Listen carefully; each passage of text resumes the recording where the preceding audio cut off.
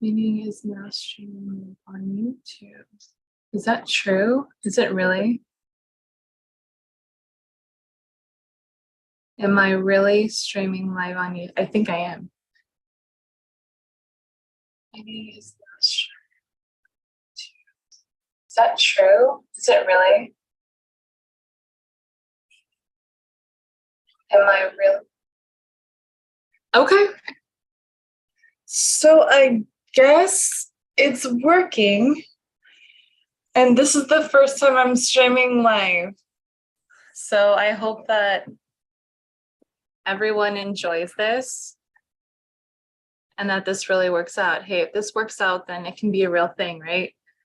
So in this live stream, what I really wanted to do is, first of all, I just want to apologize to everyone for being kind of MIA on the whole YouTube account for a while, a long while.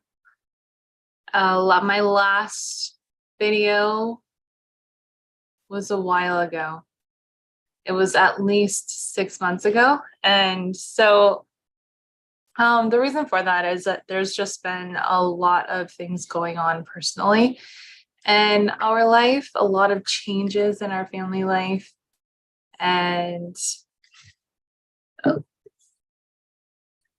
just a lot going on. So it was a lot to keep up with, including the YouTube channel. But hey, I'm back and here I go. I think that going live and answering questions would be a good way to start and reconnect with everyone. So I'm ready to go. And this one will be for you guys. I'm going to go ahead and just, what I think we'll do is for 20 to 30 minutes or however long it gets, I'm just going to answer questions for you guys. Also, I just want to let everyone know that my website, professorashley.com, is it's really coming alive.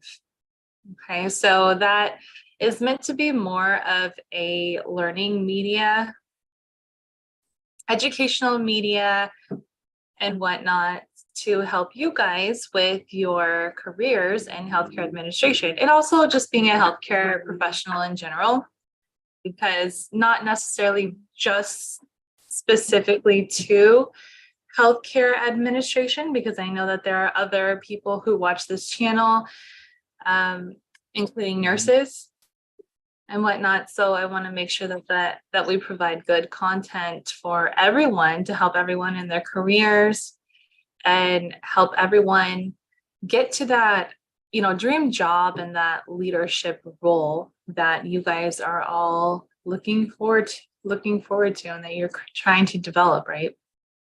So without further ado, oh, by the way, everyone, look at this. What's in the background? This is not a random Zoom green screen background. This is an actual pretty cool looking kitchen. Look how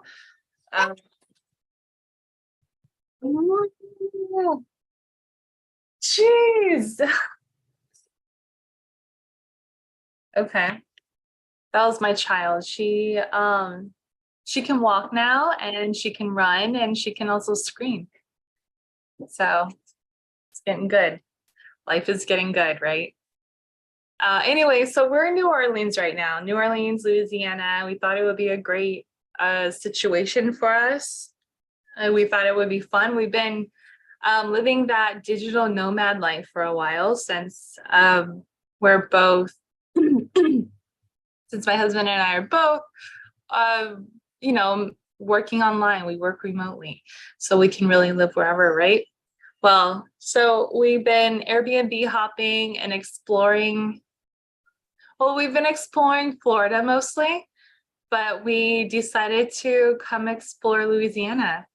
this time around. So we're here for a month, and this is the Airbnb that we're staying in. So this is the kitchen. Isn't that neat? The reason why I chose this spot, it was literally because this looks amazing in the pictures. It was, wow, I've never seen anything like it. When you really look at it, it's just kind of, well, actually, it's really cool. It's pretty cool. You know, it's a really cool design, what they did here.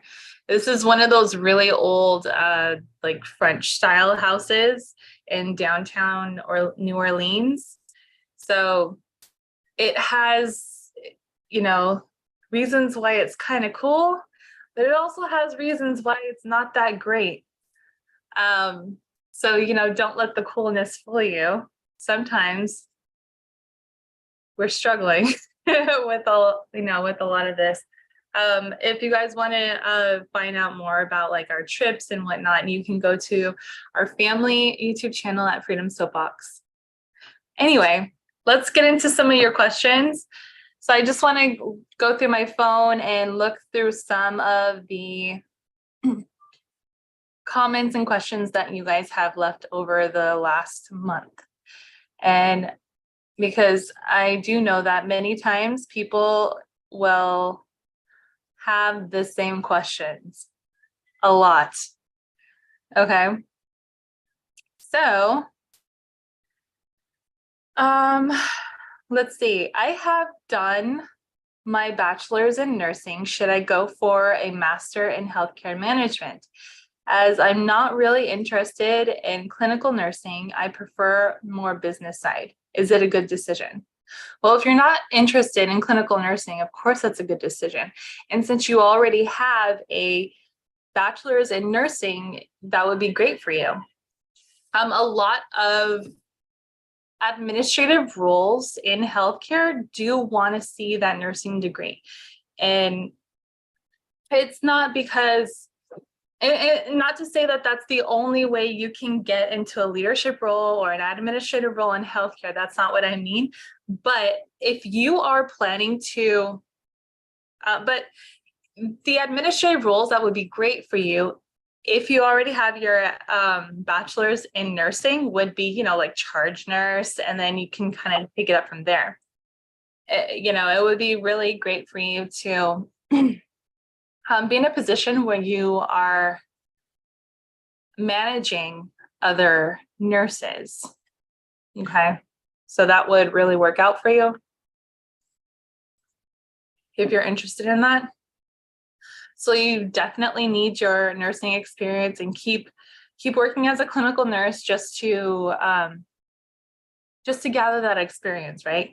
But while you're getting your master's degree, I would suggest keep trying to find administrative roles within healthcare.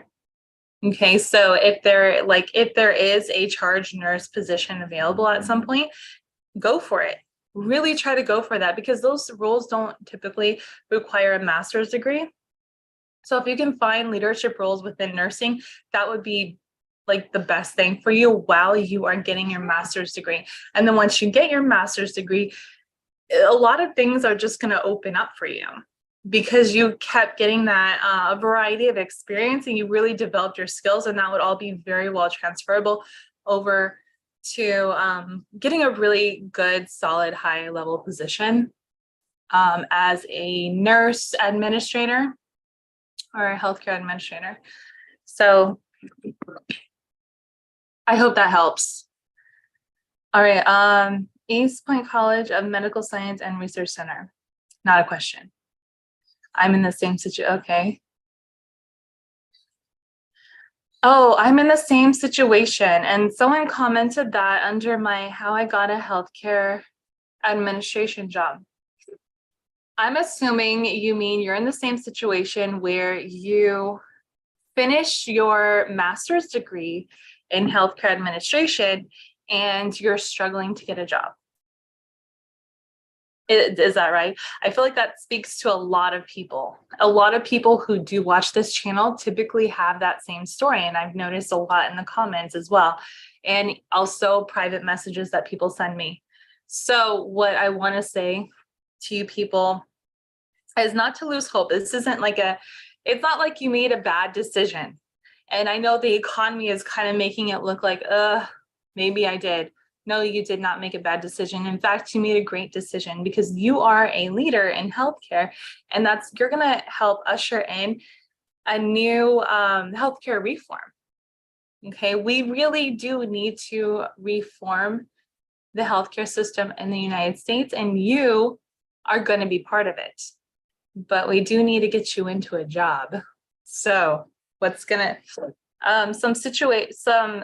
tips that I would suggest is, you know how they say networking?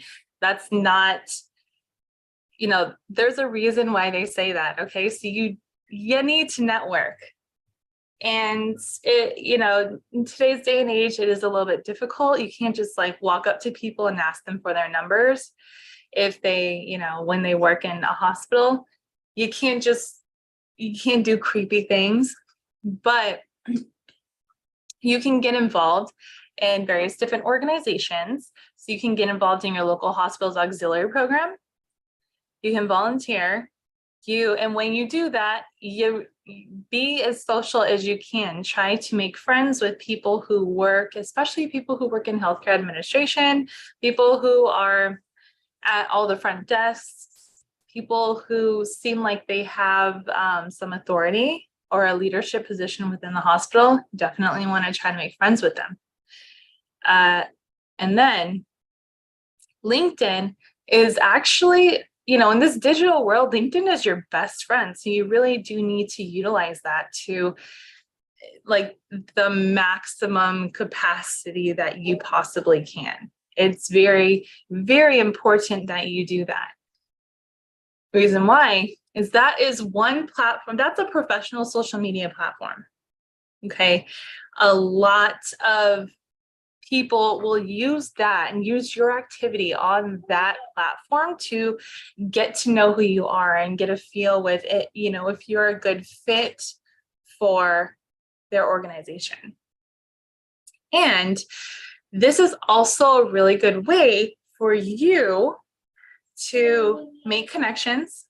Not only make connections by just clicking connect with people, because that really doesn't do anything if you don't take action after that. So how do you take action? You need to start cold emailing, cold messaging. So find and be intentional with who you connect with. So let's say there are certain, she's talking to her bull. Ugh. She's having a conversation with her fruit bowl. Okay, anyway, let's say that there is a specific company that you want to work for. Well, what can you do? How do you use LinkedIn to your advantage? One thing you can do is look for people who have leadership positions who work for them, who work for that company. And then you can cold email them or cold message them. Okay. I can actually post on my website. I actually have articles about how to do this in detail on my website, as well as I'm coming up with guides and actual cold email templates real soon that will be on the website that you guys can go get. Some will be free, some will be paid, but you can go get them. They're going to be very cheap, even if you do have to buy them. And this will actually help you use LinkedIn to your advantage. Okay. How do you know who to connect with on LinkedIn? Well, usually you probably want to start looking at the different departments that you are interested in working with and look for the leaders within those departments. Look for people who are more gatekeepers. So line managers might be, or supervisors, directors, those people who you believe you would be working directly under. Also, you look for HR personnel, HR managers, okay, within those companies and try to get in contact with them, because the HR people would, know if they're hiring, and many times they are the people who do a lot of the hiring and also like the salary negotiations and things like that. Also, a lot of companies will have people that sometimes they use external, they outsource this, but many times it's within their company, people whose job it is to recruit. Okay, so if you can find someone in HR who is a recruiter, try to get in touch with them as well. All right, so let them know that you need a job, what you're looking for, what your talents are, how you are an actual asset, how you would be an asset to their company. And when you try to sell yourself in those ways, don't be like, oh, I studied this and I know this and I know this and I can do this. You want to talk about things that you have done and the accomplishments that you have made. So that kind of gives, that would show them that you have like you got the receipts for your value, for the asset value that you hold and that you would be providing for that company. Okay. All right. You got to show them the receipts, right? You got to give them the evidence, the support for what you're claiming. I'm great. I can do this and I can do that. Well, really, have you done it? Yeah, I have. I've done it and I've been successful. Look, right? So when you get in contact with people, and then also try to, connect with them you always want to be super brief, but you also don't want to be needy as well. So you don't want your first conversation with people to be like, look at everything I can do. Do you have any openings and do you want to hire me? That's really not how you want to approach this kind of a situation. In the beginning, you do want to be like, look, I noticed that you are interested in this. I studied this. There's a connection there. I was hoping we could connect and discuss something, right? You kind of want to you don't want to sound too thirsty in the beginning to let them know exactly what you want. But when, of course, we all know what you're after. Everyone knows that. I'm sure they know it too, but you still have to play the game. All right, so don't sound thirsty and really try to get in there and get them to think that you actually want to talk to them. You want to have a conversation, a meeting, and you want to have a meaningful dialogue, right? Do something like that when you try to connect with someone on LinkedIn. And, you can even ask someone out to coffee. And it might be kind of scary, but people have done it and it has worked. Okay, so you can ask somebody out to coffee, talk about something important in the industry, connect on, I don't know, family life a little bit, and then shoot your shot after that if things seem to go well. Okay. You really want to try to make it look like you're a great fit and you're gonna be an asset to them and you're gonna be fit in with their culture. And that's how you get in, how you use the magic of social media. Well, that's one way to do it. So for those of you who are in that situation and you want to figure out how to use LinkedIn to your advantage, that's what you need to do. Also, I would suggest, if you haven't already, please make your LinkedIn page amazing looking. Have an updated picture. Don't let your LinkedIn look like a resume. So you do want to showcase your accomplishments and things like that. And there are some people out there who do an amazing job at helping you make your LinkedIn profile look amazing and really shine out there. But like I said, after you make your profile look great, you have to do some work in trying to make meaningful connections. Don't just hit connect everywhere. I mean, you can hit connect everywhere if you want to make it look like you're popular in a way, you know, just to make it look like you have some kind of leverage or you're cool. But that's only going to go so far. So in addition to that, you need to make real meaningful connections with people on LinkedIn, and that's going to help you get somewhere. Okay. So let's see. Let me see if there's another question I can help you guys with, and then we are gonna head out.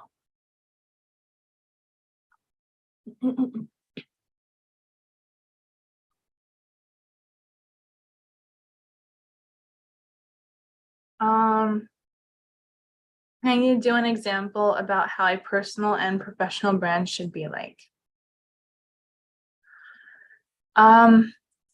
Yeah, I can, but not right this second, because I think that's something that I need to create an actual video for and make visuals.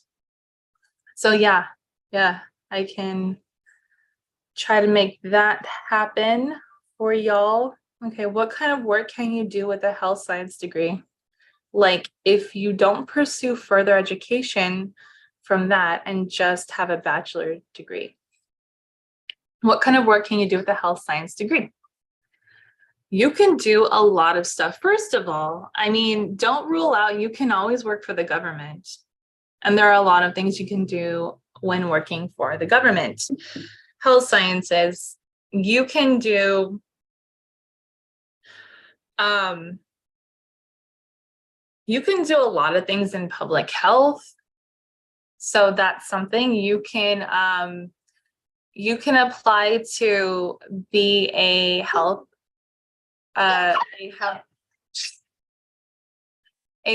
inspector, like a food health inspector. Or she is really loving this show. I don't know if you guys watch the show Booba, or if anyone knows what that is, but my kid loves it. I don't know. Anyway, so yeah, if you have a health science degree, you can look at there are so many different things you can do with this.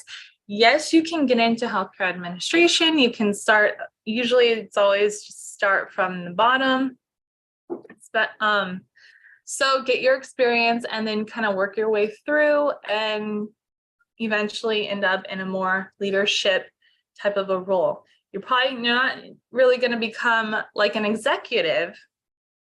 Typically, executive level jobs will require you to have a master's degree or higher, but you can hit like a line manager level type of a job with a bachelor's degree. No problem, right? You will just have to start from an entry level position and then gather your experience, develop your skills, and then you can have a nice thriving career. And so many different ways. So you can go for the government. When you look at government jobs, you probably want to search in categories that have to do with health science, public health. What? No, I think you're okay. I think you're fine. So health sciences, public health, things like that. And then Amara, no. You're okay. You're fine. And also, you can work for the hospital. You can work for really any kind of healthcare organization, but you are going to, like I said, start with entry-level options. On my website, I actually have several different articles that will create a list, because off the top of my head, I'm kind of distracted. So it's difficult for me to give you a list of things, but look for stuff that have administrative assistant in the title. That's one. Look for anything with entry level, of course. And let's see, you can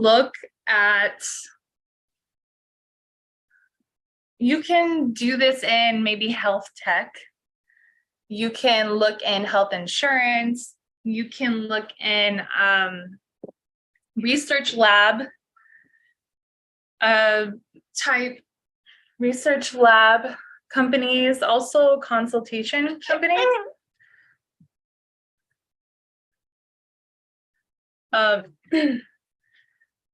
In healthcare, sometimes there are different companies that will provide services to healthcare businesses or pharmaceutical companies, right? And like the consultation services that they'll be providing them is like research, market research. You'll be showing them what type of products they should be developing, and things like that. Like what would do well in the market, what's trending, what diseases are people suddenly getting.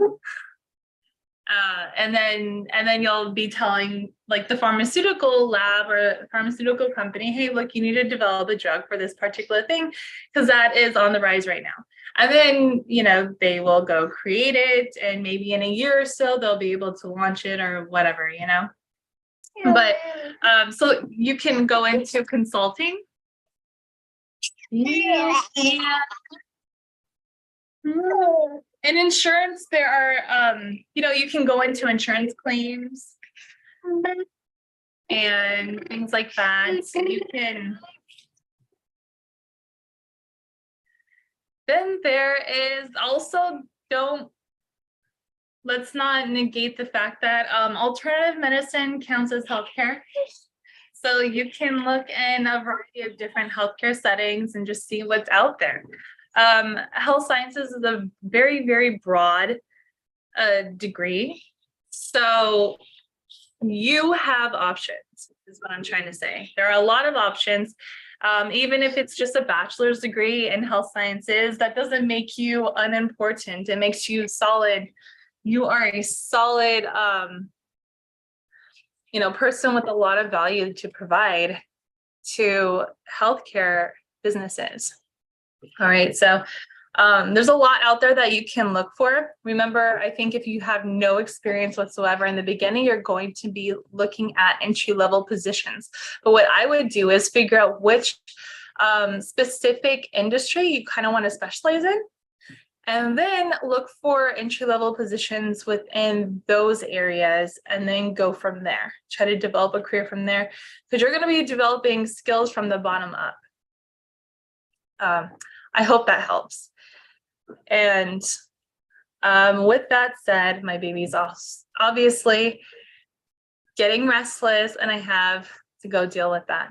So I'm gonna take off, and I will see you guys tomorrow. I will be live tomorrow, and I will be live every day around 1 or noon to 1-ish Central Standard Time.